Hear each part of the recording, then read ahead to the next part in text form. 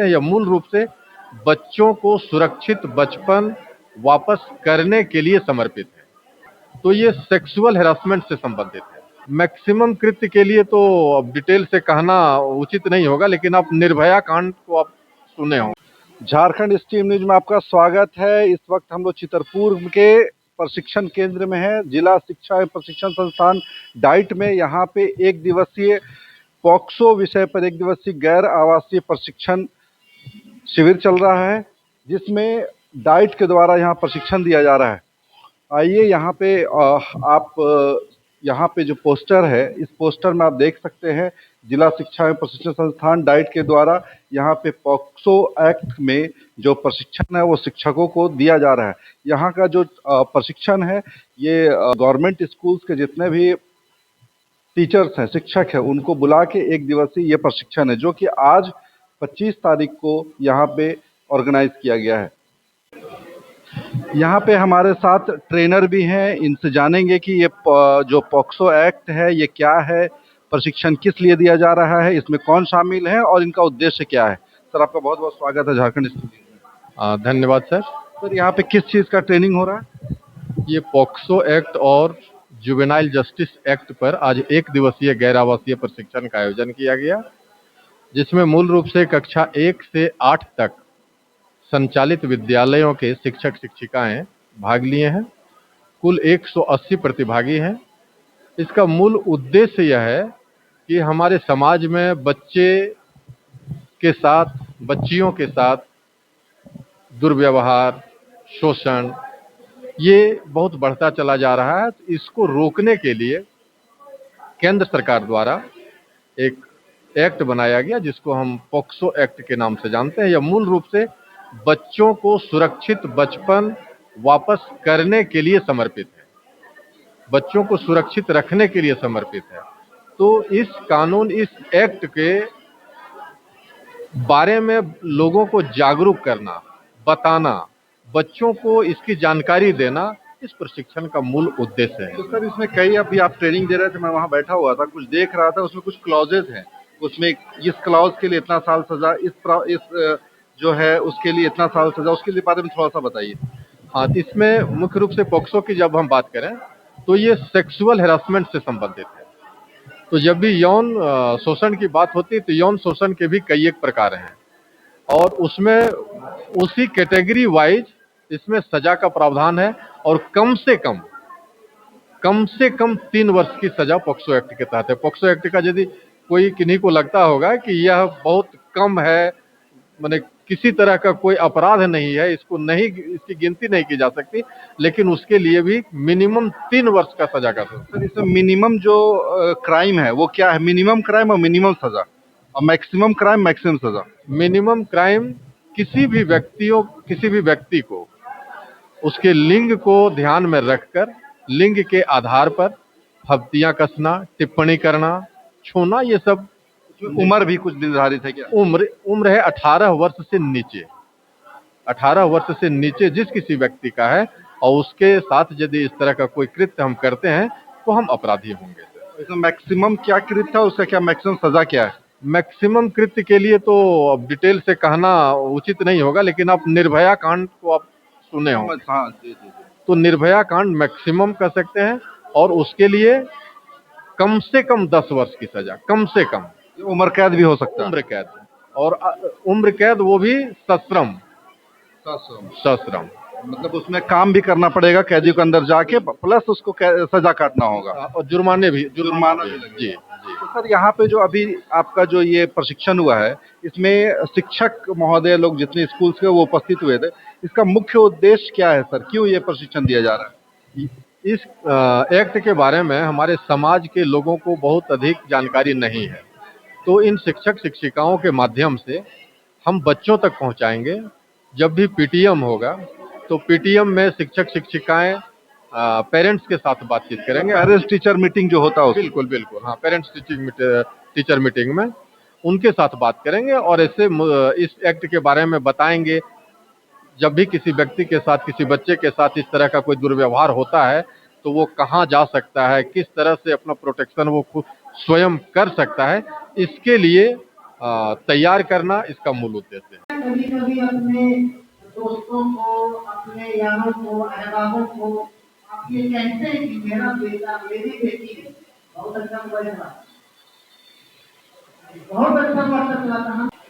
हमारे साथ एक इंस्ट्रक्टर भी हैं यहाँ पे और हमसे जुड़े हैं और उनसे जानेंगे कि यहाँ का जो अरेंजमेंट हुआ था, यहाँ पे जो प्रशिक्षण केंद्र का जो अरेंजमेंट किया गया, इनके द्वारा ही किया गया था। इनसे थोड़ा सा समझने की कोशिश करते हैं। आपका बहुत बहुत स्वागत है सर झारखंड स्ट्रीम न्यूज में। धन्यवाद सर। आपका शुभ नाम क्या हुआ? मेरा नाम मोहम्मद तौसीफुल हक है, मैं संकाय सदस्य हूँ। यहाँ पे जो अरेंजमेंट यहाँ पे हुआ है, ये पहली बार हुआ यहाँ पे ट्रेनिंग, या इससे पहले भी कभी हुआ है? यह ट्रेनिंग संस्थान बहुत पहले से शिक्षकों को ट्रेनिंग दे रहा है और देता आ रहा है। हम यहाँ शिक्षकों को अवेयर करते हैं, साथ ही साथ जितने भी प्रकार के शिक्षकों के कैपेसिटी बिल्डिंग का प्रोग्राम चलता है वो इसी छत के नीचे ही चलता है। आज भी जो प्रोग्राम हो रहा है पॉक्सो एक्ट के तहत, ताकि शिक्षकों को जानकारी हो पॉक्सो क्या है, और जब शिक्षक जान जाएंगे तो उसके साथ साथ अभिभावक भी जानेंगे और बच्चे भी जानेंगे कि पॉक्सो क्या है, हम इससे कैसे बच सकते हैं, पॉक्सो के अंतर्गत क्या क्या न्यायिक प्रावधान है। इन सब की जानकारी हमने शिक्षकों को दी है।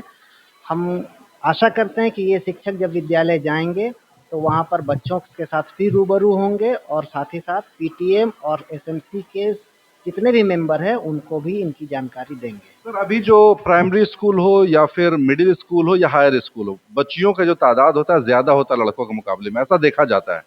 तो वहाँ पे लड़कियों की सेफ्टी के लिए भी कुछ इस तरह का प्रोग्राम हुआ है या होता है या क्या है, उसके बारे में थोड़ा बताइए। बेसिकली ये जो प्रोग्राम है ये जेंडर न्यूट्रल है, दोनों के लिए ये प्रोग्राम चलाया जा रहा है। और लड़कियों के लिए खासकर जो प्रोग्राम हमारे विद्यालय स्तर या जिला स्तर पर चलाए जाते हैं उनमें एक प्रोग्राम SSWP भी है।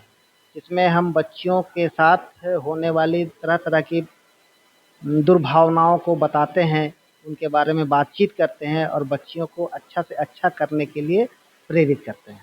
अभी का समाज में काफी ड्रॉप आउट स्टूडेंट्स हैं, मतलब 5 तक पढ़े छोड़ दी पढ़ाई, 7 तक पढ़े छोड़ दिया पढ़ाई।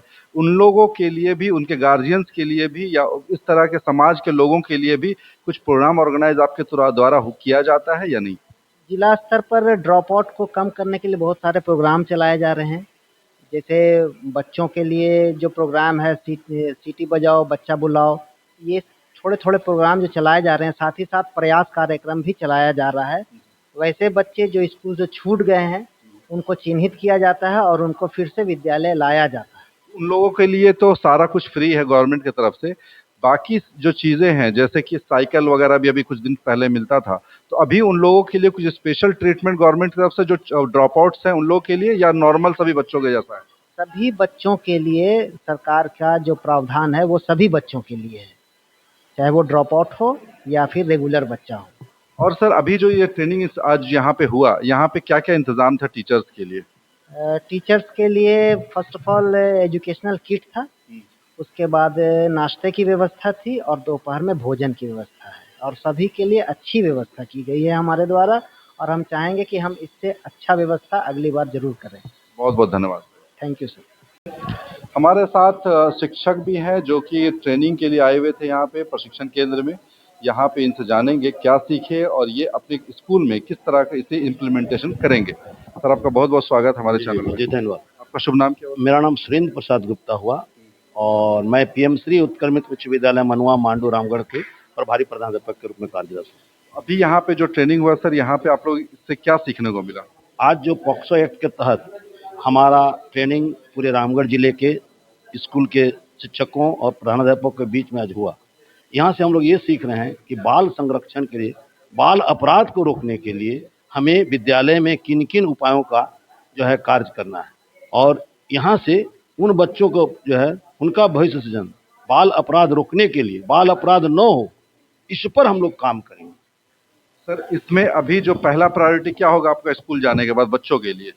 पहले हम इसको जो है अपने विद्यालय में जाएंगे तो बच्चों से संवाद करेंगे और अभिभावकों से भी संवाद करेंगे, अपने शिक्षकों के साथ संवाद करेंगे कि बच्चे के साथ कहीं ना कहीं कुछ यदि बाल अपराध हो रहा है तो उसको संज्ञान में लाएं और उसको रोकने का हम लोग उपाय करेंगे। कार्यशाला करेंगे, पहले कार्यशाला करेंगे इसको। अपना स्कूल का भी थोड़ा अचीवमेंट बता दीजिए सर, नेशनल, डिस्ट्रिक्ट और नेशनल लेवल पे कुछ अगर है तो। जी सर, मैं इस बाल अपराध जो है या यौन शोषण के लिए मैं विगत 25 वर्षों से अपने विद्यालय में कार्य कर रहा हूं, और ये सब घटनाएं मेरे विद्यालय में हुआ है, और उसको मैं उन अभिभावकों से, बच्चों से, ग्रामीण अभिभावकों से, समिति से मिलकर मैं उसके निराकरण किया हूं, और उन बच्चों को बिना नाम छापने के शर्त पर, बच्चों को मैंने समाज पे नहीं आने दिया, लेकिन उन बच्चों के साथ जो अपराध हुआ था उनको सकारात्मक उसका अंजाम दिया, और वो बच्चे पढ़ लिख कर आज एक अच्छा मानव का रूप ले लिए।